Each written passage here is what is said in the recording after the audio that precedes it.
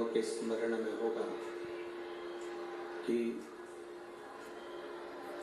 राम कथा मनुष्य को जीना सिखाती है। हमें जिंदगी कैसे जीना है, हमें जीवन कैसा जीना है, ये राम कथा सिखाती है। भागवत कथा हमारी मृत्यु कैसे हो, हमारा अंतिम का क्षण, हमारा आखिरी का क्षण कैसा हो, ये श्रीमद् भागवत कथा सिखाती है। और शिव महापुराण की कथा हम अपने जीवन को जीते जी, हम अपने जीवन को, अपने कार्य को करते हुए, अपने कर्म को करते हुए भगवान की अविरल भक्ति को कैसे प्राप्त कर सकते हैं, ये शिव महापुराण की कथा सिखाती है।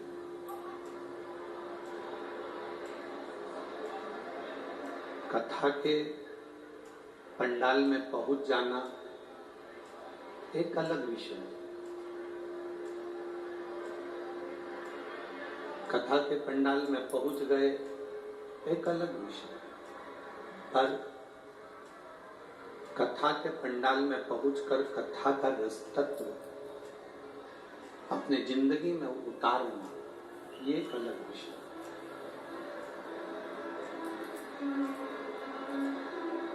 अगर आमदार श्री मोहन गोपालराव जी मते और उनकी मित्र मंडली अगर ये कथा करवा रही है, तो उस कथा में से हम अपनी जिंदगी में शंकर की भक्ति को ऐसे प्राप्त कर लें, शिव की भक्ति को अपने जीवन में ऐसे उतार लें कि ऐसा लगे कि शिव हमारा है और हम शंकर के हैं, इसके सिवाय कुछ समझ नहीं। महाराज शिव महापुराण की कथा कहती है, शिव का दर और शिव का घर जाते रहना चाहिए। शंकर भगवान के मंदिर, शंकर भगवान की चौखट पर शंकर भगवान को एक लोटा जल समर्पित करना, शिव के द्वार, शिव की चौखट तक जाते रहना चाहिए, जाना चाहिए।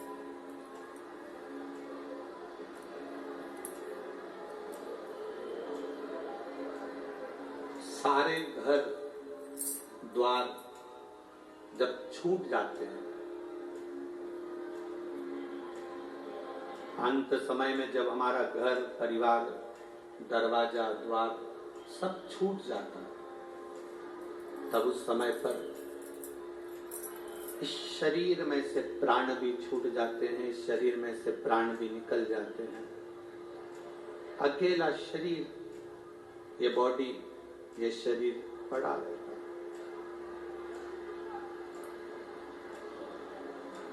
फिर इस शरीर को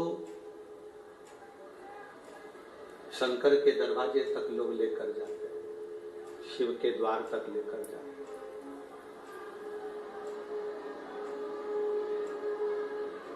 सबका दरवाजा बंद हो सकता है, सबकी चौखट, सबका द्वार बंद हो सकता है, पर मेरे महादेव का दरवाजा कभी बंद नहीं होगा। मेरे शिव का द्वार, मेरे शंकर की चौखट कभी बंद नहीं। जैसे मौत का कोई समय नहीं होता, मृत्यु का कोई समय नहीं होता, शिव महापुराण की कथा कहती है, वैसा ही भगवान शंकर की भक्ति का कोई समय नहीं होता। जब तुम्हारा मन करे तब शंकर की आराधना करो। तेरी कृपा बिना न हिले एक भी अणु, लेते हैं श्वास तेरी कृपा से तनो तनो।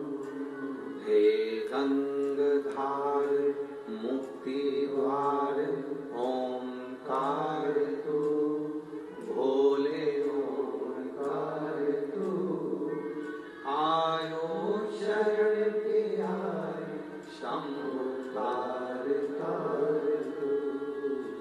बखान क्या करूं मैं राखों के ढेर का, चपटी बहुत में खजाना कुबेर का।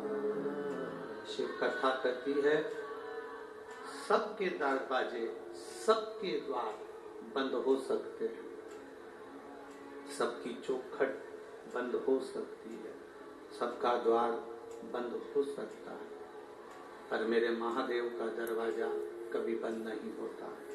मेरे शंकर की चौखट कभी बंद नहीं होती, मेरे शिव का द्वार कभी बंद नहीं।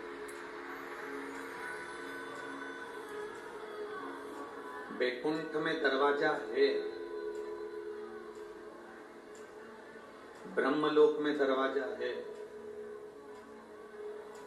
इंद्रलोक में दरवाजा है, पितृलोक में दरवाजा है। पर कभी किसी ने सुना कि कैलाश पर दरवाजा है? कैलाश पर दरवाजा है क्या? नहीं। कठिन, शंकर के दरवाजा नहीं, कैलाश पर कोई द्वार नहीं है, कैलाश पर कोई दरवाजा नहीं है। किसी ने महाकाल बाबा से पूछा, देवाधिदेव महादेव से पूछा कि बैकुंठ में दरवाजा लगा हुआ है, इंद्रलोक में दरवाजा लगा है, ब्रह्मलोक में दरवाजा लगा है, केवल एक कैलाश ऐसा है जहां पर दरवाजा नहीं लगा है। आप भी अपना दरवाजा क्यों नहीं लगवा लेते? आप भी द्वार क्यों नहीं लगवा लेते? भगवान शंकर ने कहा माता और पिता एक ऐसे होते हैं जो कभी भी दरवाजा लगाकर नहीं सोते। बुजुर्ग माता पिता अपना दरवाजा खोल कर सोते हैं कि कौन से बेटे को, कौन सी बहू को, कौन से पोते को, कौन सी बेटी को, किसको हमारी कब जरूरत पड़ जाए तो हमारा दरवाजा खुला के खुला ना किया। माता पिता का जैसे कमरा, माता पिता का घर, माता पिता का द्वार बंद नहीं। बेटा कैसा भी हो, पिता उसको गले से लगाता है, वो पिता है। एक पिता के दो पुत्र हैं। एक पुत्र ने कहा कि पिताजी मुझे तुम्हारे साथ में नहीं रहना है, मुझे मेरी जायदाद का हिस्सा दे दो। मैं आपके साथ रहना नहीं चाहता, मेरी जायदाद का, मेरी प्रॉपर्टी का हिस्सा दो, मुझे यहां से जाना। पिताजी ने बेटे को समझाया कि जायदाद का हिस्सा लेकर करेगा क्या, बर्बाद हो जाएगा, मत ले हिस्सा। नहीं नहीं, मुझे चाहिए। पिता ने जायदाद का हिस्सा दे दिया। अपनी प्रॉपर्टी के 3 हिस्से करे, एक अपने छोटे बेटे को, एक अपने बड़े बेटे को। एक हिस्सा पिता ने अपने पास में रखा। छोटा बेटा जायदाद का हिस्सा लेकर शहर चले गया।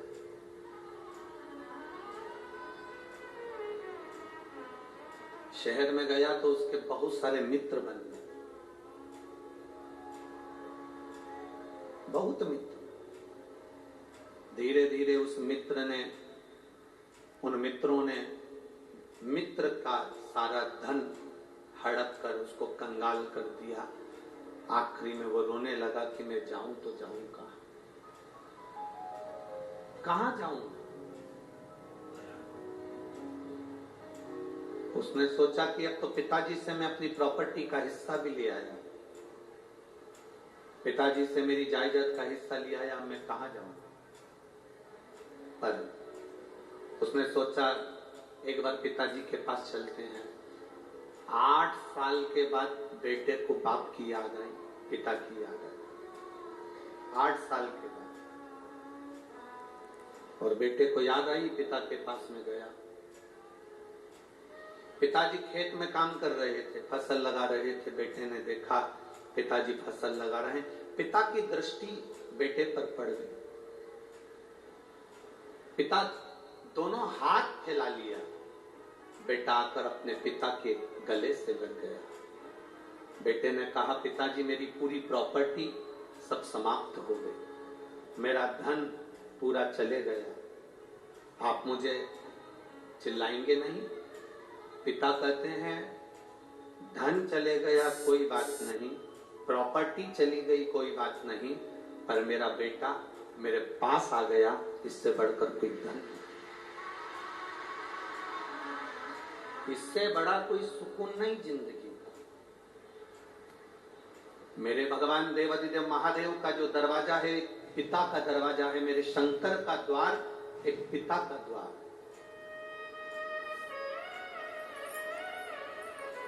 बेटा कैसा भी हो, बेटा किसी भी तरह का हो, तो भी मेरा शंकर, मेरा उघड़दानी, मेरा त्रिकालदर्शी, मेरा कैलाशी, मेरा अविनाशी, मेरा शिव उसको गले से लगा लेता है।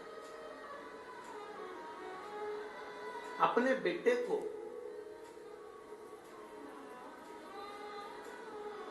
वो अपने गले से लगाता है। सारे दरवाजे बंद हो सकते हैं, सारे दरवाजे। जब विपदा की घड़ी आती है, दुख का समय आता है, कष्ट की घड़ी आती है, सब साथ छोड़ देते हैं। कौन किसके साथ गया? आपके मोहल्ले में अगर कोई मरा तो उसके साथ कोई दूसरा मरा, अरे बोलो तो जम के, नहीं हो सके नागपुर में फैशन हो, कोई मरा उसके साथ कोई दूसरा मरा, नहीं मरा। कोई जला तो उसके साथ दूसरा जला, किसी का अंतिम संस्कार हुआ तो उसके साथ में कोई उसके परिचित ने कह दिया कि मुझे भी साथ में जला दो, नहीं, किसी के साथ कोई नहीं जाता। शमशान क्या है? दक्ष प्रजापति ने भगवान शंकर को श्राप दिया था कि मैं तुझे श्राप देता हूं कि तू शमशान में निवास करेगा। शमशान मेरे शंकर का घर है, वहां व्यक्ति देवाधिदेव महादेव के पास में जाता है। शंकर कहते हैं तू ये कभी मत सोचना कि तू अकेला है, जन्म हुआ गर्भ में भी मैं था, इसलिए लोग कहते हैं कि अंदर पिंड जैसा बच्चा, पिंड मतलब पिंडी, पिंडी मतलब शिव, जन्म हुआ तब भी शिव था, तब भी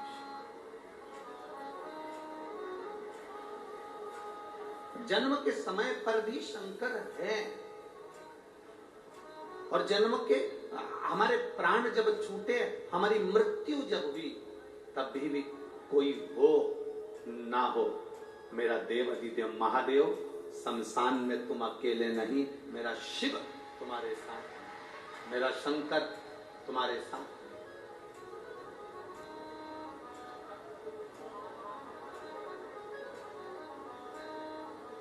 संसार में दो चीजें दो लोगों से नहीं पूछी जाती है। पूरे संसार में दो चीजें दो लोगों से नहीं पूछी जाती है। एक, स्त्री से उसकी आयु नहीं पूछी जाती है। बोलो सही है कि गलत है? संसार में दो चीजें दो लोगों से नहीं पूछी जाती है। एक, स्त्री से उसकी आयु नहीं पूछी जाती है, और दूसरा, पुरुष से उसकी आय नहीं पूछी जाती है। स्त्री से आयु नहीं पूछी, पुरुष से आयु नहीं पूछी। क्यों नहीं पूछना चाहिए? क्योंकि स्त्री से आयु इसलिए नहीं पूछते क्योंकि स्त्री अपने लिए कभी नहीं जीती, स्त्री हमेशा दूसरों के लिए जीती।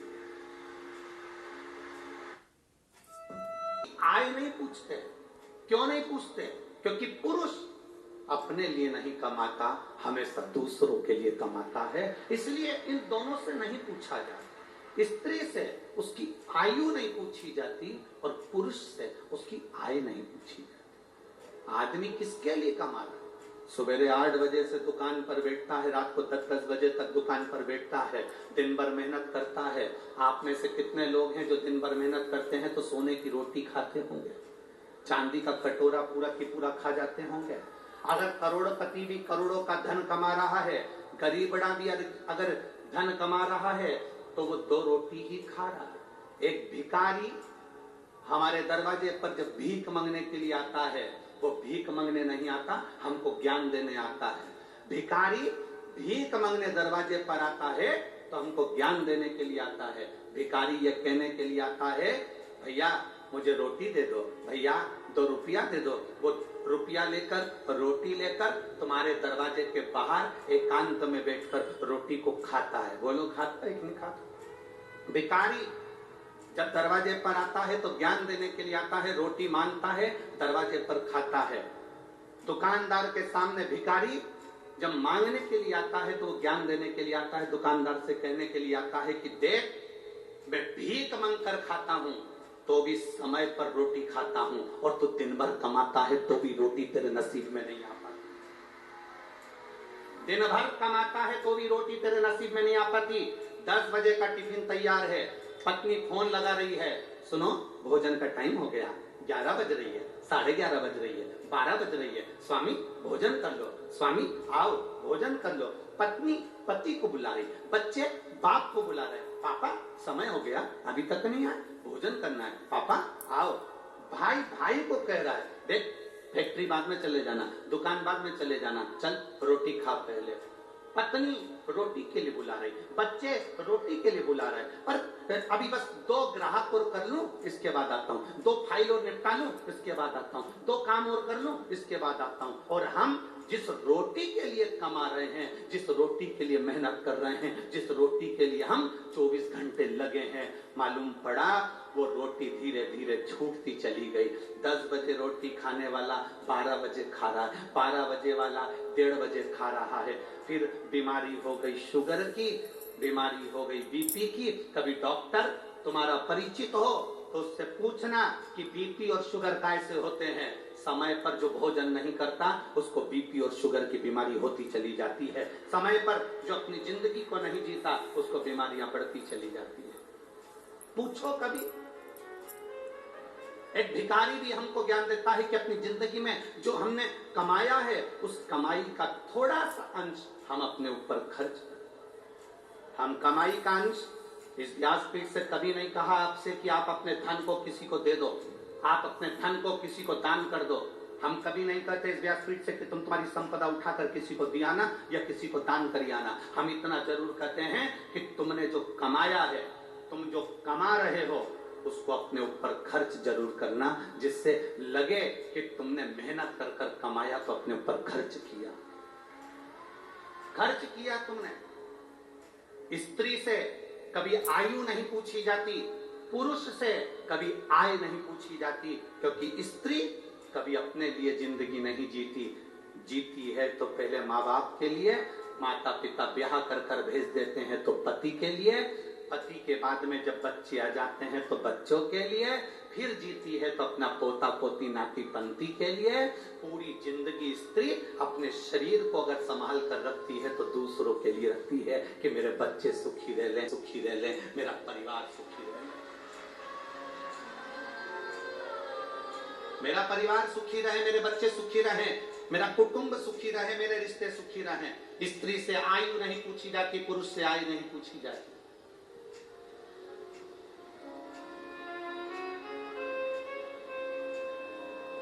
जो दूसरे के लिए जीता है उससे क्या पूछोगे? क्या पूछोगे?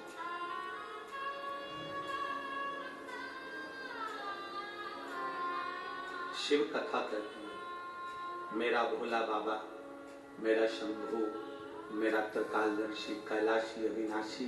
शंकर अमृत नहीं पिए हैं, विष पिया। किसके लिए? दूसरों के। शिव जी ने चंद्र धारण करा, किसके लिए? दूसरों के। शंकर भगवान ने सर्प धारण करा, किसके लिए? दूसरों के।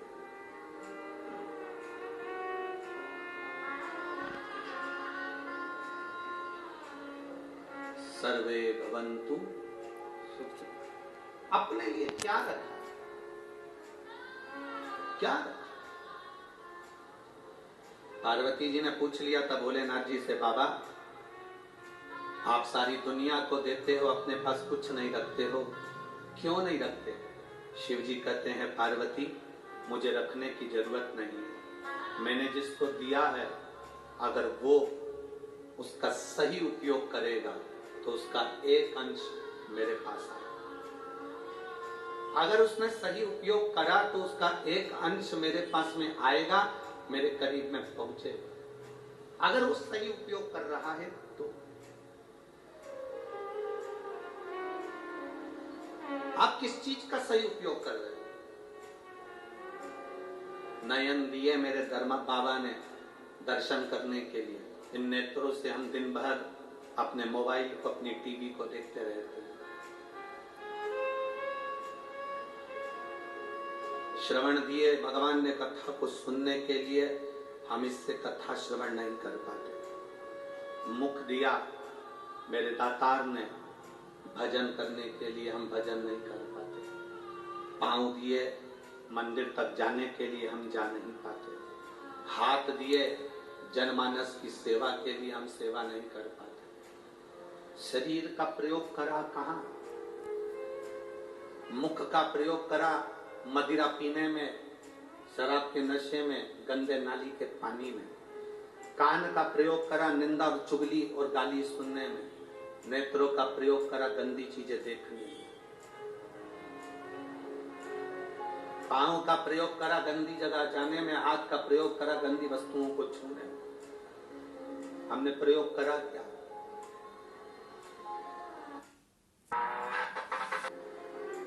हम ले क्या पाए भगवान शिव से? शंकर के मंदिर जाना, जल का पात्र लेकर जाना, वहां से खाली पात्र लेकर मत आना। आपको पहले भी कथा में कहा, बोला था कि नहीं बोला था? शिव जी पे चढ़े हुए जल को थोड़ा सा झेल कर कलश में डालकर जरूर लेकर